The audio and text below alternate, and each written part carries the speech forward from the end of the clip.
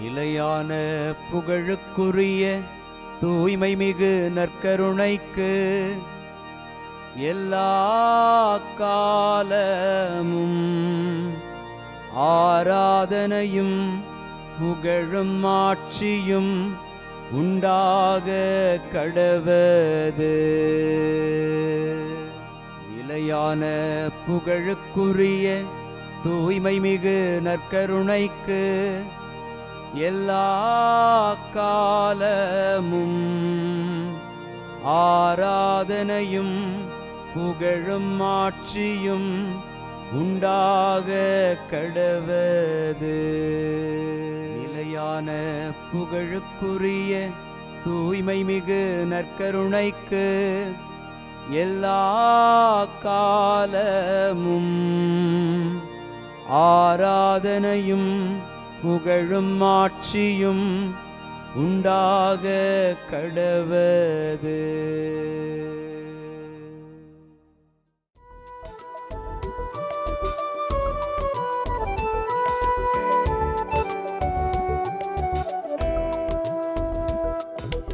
எபினேசரே ஆராதனை, என் துணையாளரே ஆராதனை.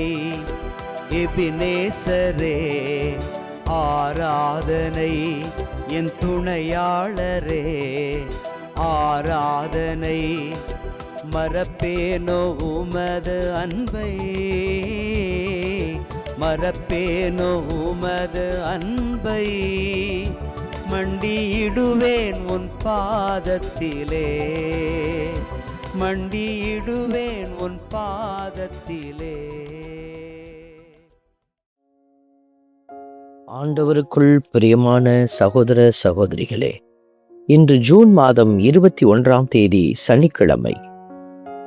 ஆண்டவருடைய இரக்கம் நிறைந்த கரம் நம்மை தாங்கி நிற்கிறது. நான் என் வலுவின்மையை பற்றித்தான் மனமுவந்து பெருமை பாராட்டுவேன் என்று பவுலடியார் தன்னுடைய வலுவின்மையை நமக்கு முன்பாக அடையாளப்படுத்துகிறார். அந்த வலுவின்மையில்தான் கடவுளுடைய வல்லமை வெளிப்படுகிறது என்பதை, அவருடைய இரக்கம் வெளிப்படுகிறது என்பதை நமக்கு அவர் எடுத்துரைக்கிறார். நம்முடைய வலுவின்மையை குறித்து நாம் புலம்பி தவிக்காது, நம்முடைய வலுவின்மையை நினைத்து நாம் பெலனற்றவர்கள், கடவுள் பணியை செய்ய தகுதியற்றவர்கள் என்பதை நாம் ஒரு பொருட்டாய் நினைக்காது, கடவுளுடைய வல்லமை இன்னும் அதிகமாக இந்த நேரத்தில் வெளிப்படும் என்கிற மன உறுதியோடு இறைவனில் பயணிப்போம். ஆண்டவர் எத்துணை இனியவர் என்று சுவைத்து பாருங்கள். ஆண்டவர் எத்துணை இனியவர் என்று சுவைத்து பாருங்கள். திருப்பாடல் 34 இன்று நமக்கு கொடுக்கப்பட்டிருக்கிறது. பல்லவியாக ஆண்டவர் எத்துணை இனியவர் என்று சுவைத்து பாருங்கள். இந்த வரிகளை தாவீது அரசரோடு இணைந்து நாமும் கொண்டாடி மகிழ அழைக்கப்படுகிறோம். தாவீது அவருடைய வாழ்க்கையில் நடந்த ஒரு சம்பவத்தை அடிப்படையாக கொண்டு இந்த திருப்பாடல் அமைந்திருக்கிறது. அவர் சவுலிடமிருந்து தப்பித்து சென்ற பொழுது பெலிஸ்திய ஒரு அரசன் அக்கீசிடம் அவர் மாட்டிக்கொள்ள வேண்டிய ஒரு சூழல் ஏற்படுகிறது. அந்த இடத்திலே அவனிடமிருந்து தப்பிப்பதற்காக ஒரு பைத்தியக்காரனை போல நடித்து அவனிடமிருந்து தப்பித்து வெளியேறுகிறார். இந்த அனுபவத்திற்கு பிறகு கடவுளை நன்றியோடு துதித்த தாவீதை போல நம்முடைய வாழ்க்கையிலும் எத்தனையோ முறை கடவுள் நம்மை தப்பிக்க வைத்திருக்கிறார் என்பதை உணர்ந்து அவரை பாடி புகழ்வோம். ஆண்டவர் எத்துணை இனியவர் என்று சுவைத்து பாருங்கள். ஆண்டவர் எத்துணை இனியவர் என்று சுவைத்து பாருங்கள்.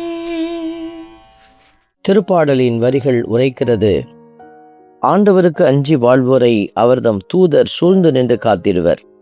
அநேக விசை அநேக தூதர்களை கொண்டு நம்மை ஆண்டவர் காத்திருக்கிறார்.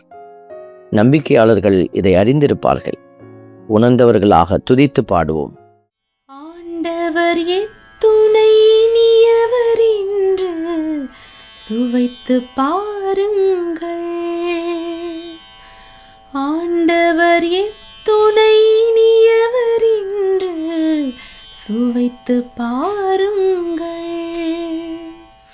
சிங்கக்குட்டிகள் பட்டினி கிடக்க நேரிட்டாலும் ஆண்டவரை நாடுவோருக்கு குறையேதும் இருக்காது என்று சொன்ன அந்த வார்த்தையின்படியாக தாவீதை காத்த ஆண்டவர், அவருடைய திட்டத்திற்கு அவரை உயர்த்தின ஆண்டவர் நம்மையும் பல்வேறு சூழ்நிலைகளில் பாதுகாத்து அவருடைய திட்டத்தில் உயர்த்தி இருக்கிறார். இதை உணர்ந்து பாடி துதிப்போம்.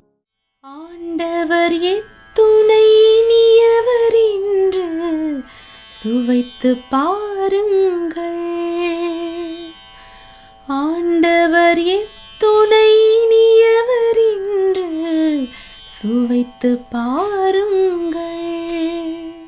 அன்பின் பரமபிதாவே, நன்றியோடு மை துதிக்கிறோம், மை சொத்தரிக்கிறோம், மை ஆராதிக்கிறோம், நன்றி செலுத்துகிறோம். ஆண்டவரே, வாழ்வின் வளத்தை தூய்க்குமாறு நெடுநாள் நாங்கள் வாழ எங்களுக்கு நீரே ஆசீரும் கிருபையும் அளித்து கொண்டிருக்கிறீர். ஆகவே உமக்கு நன்றி செலுத்தும் நாங்கள் உம்முடைய திட்டத்தில் பயணிக்க எங்களுக்கு உதவியருளும். ஆமென்.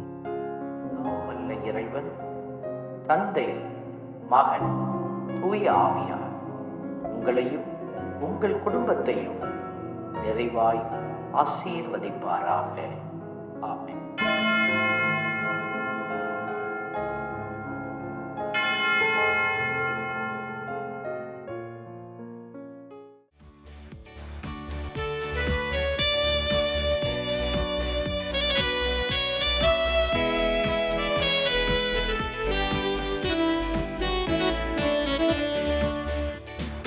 இஸ்ரவேலின் துதிகளுக்குள் என்றும் வாசம் செய்பவரே, உம்மை நம்பி வந்த யாவருக்கும் என்றும் நன்மைகள் செய்பவரே, உம்மை என்றென்றுமே என்றென்றுமே பாடி புகழ்ந்திடுவோம். உம்மை எந்நாளுமே எந்நாளுமே ஆராதனை செய்குவோம். உம்மை என்றென்றுமே என்றென்றுமே பாடி புகழ்ந்திடுவோம். உம்மை எந்நாளுமே எந்நாளுமே ஆராதனை செய்குவோம். ஆராதனை ஆராதனை ஆராதனை உமக்கே. அல்லேலூயா அல்லேலூயா, துதி மகிமை உமக்கே. ஆராதனை ஆராதனை ஆராதனை உமக்கே. அல்லேலூயா அல்லேலூயா, துதி மகிமை